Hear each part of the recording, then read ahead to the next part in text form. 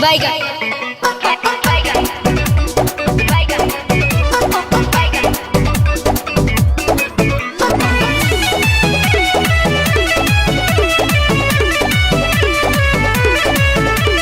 लौकी बधस के भेजतनी हंस के भिंडी बबिस के बाबू हो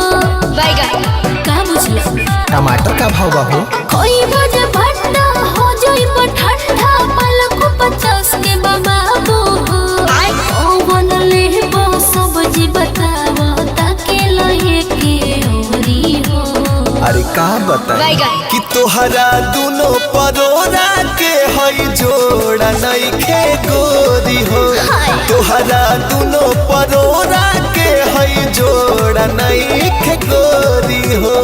अच्छा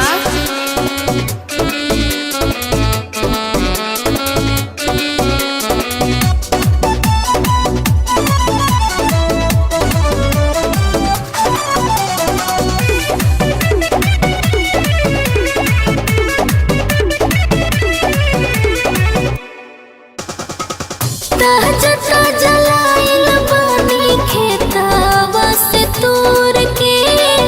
लेला करैली ऐसे देखेला का घोर के बतावा बैगन टोवाला पे गुज गुज करे सतपुतिया लागता ले आइल बाड़ू तुड़िए के बतिया लेबे के बाटे त मोहनी करावा करेला का मोह जोरी हो कि तोहरा दोनों परोरा के हई जोड़ा नइखे गोरी हो तोहरा दोनों परोरा के हई जोड़ा नइखे गोरी हो।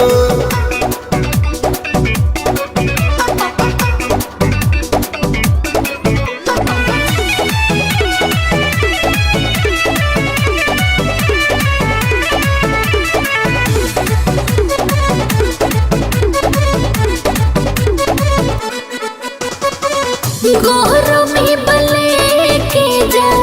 होई सोए जान हो का भाव बा अब से पटाइल बड़ा बाटे कमान हो ले हाँ हाँ हमारा के चाहिए है जौन पसंद बा कोई से बताई कितना खाए में आनंद बा राहुल सहनी आदर्श सुना ले बकहाई तोरी हो वो डाल दी हो